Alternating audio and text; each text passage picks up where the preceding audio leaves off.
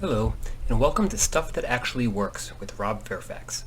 Today we're looking at lawnmowers, and more specifically the one that I've loved for 17 years, and it still starts on the first touch, the Craftsman 6.5 horsepower. You may be wondering, is Craftsman still around? Now, Craftsman is a brand that's been around for almost 100 years, but they were part of Sears until a few years ago. And actually the Sears closest to my house, which is less than a mile from here, is now a Dave & Buster's. So, a valid question.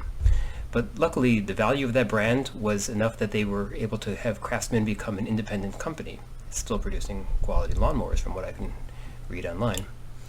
So now I'm going to show you what's so great about my mower, and how little it takes to keep it humming.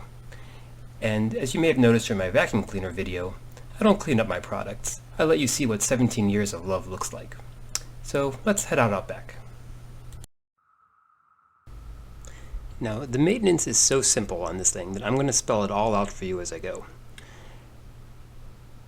So I'm going to add some gas, and there's no need to fill it up all the way. Just make sure you're not going to run out of gas today and make an extra trip. So we pour that in. And the first time that I use a lawnmower each year, I take a look at the oil. I've changed it once in 17 years. And I see that it's still clearish yellow and thin and in the relevant range. That tells me that I'm good for now. And another once per year step is I unplug the spark plug at the end of the year. Not sure it's necessary, but it takes 1 second, so I do that anyway. And then about every month or so, I flip it over and I feel the blade to see if it's still sharp. You really want a sharp blade so you don't fray your grass. So keep the grass healthy. You can use a metal file like I'm using here. That's what I used to use for many years. It works. Your goal is to get the blade sharp so it kind of grabs your finger as you rub it instead of feeling smooth. But I've got this new toy, a metal grinder. So this makes it so much simpler. I just take a grind here on each side of the blade, and it at an angle on the top part of the blade here as well as on the bottom. And in a few seconds I have a razor sharp blade.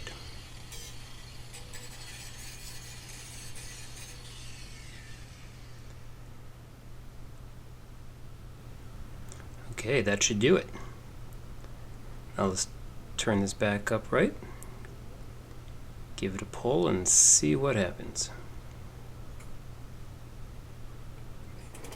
Oh, look at that, starts on the first try. And I even forgot to prime it. There's a pump here in the front, which I'm supposed to press 3 times before I pull the cord.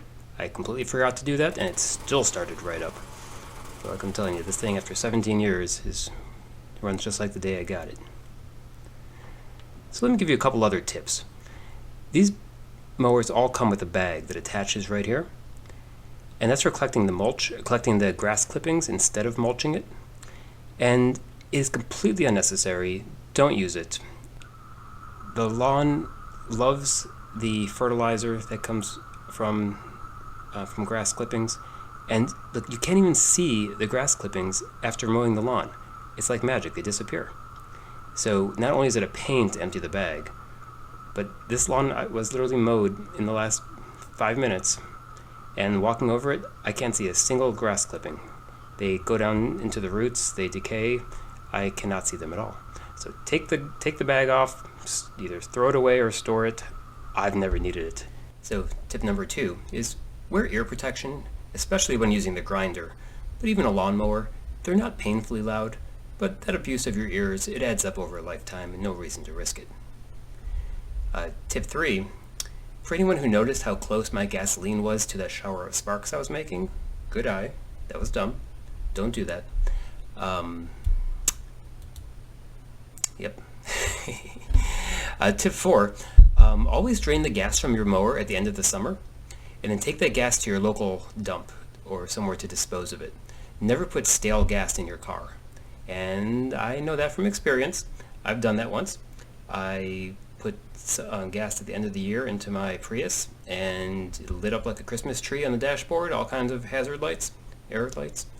So I had to get all the gas I could out of it, fill it up with fresh gas, put some additives in there, gas conditioners. Finally got it running again, but it was never quite the same after that. Until the engine blew at 205,000 miles, which may or may not have been related. That was a number of years later, but that's a story for another video.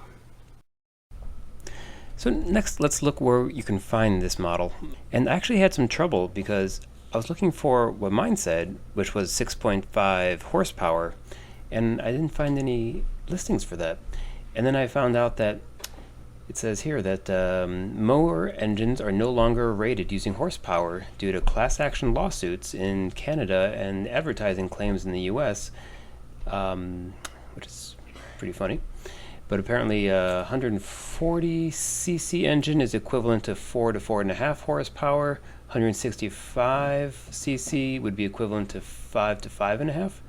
So at least that's close to the same range. Mine's actually a little more powerful than that, which I liked, but I think that's close enough. But as you see in this screenshot here from Lowe's, $289 is the going rate, and that's for a horsepower that's the closest I could find to my model, 160 cc. So I think that's probably your best bet, unless you find something a little more powerful. But $289, not bad for something that, like I said, for me, has already lasted 17 years and still starts right up and does the job. So that's going to wrap up our session on lawnmowers. Please, as always, go to the like button below, like this video, subscribe to my channel, and leave comments. Tell me what you like, didn't like, what you want to see in the future. And as always, hopefully this service has been valuable to you, and I'll catch you next time.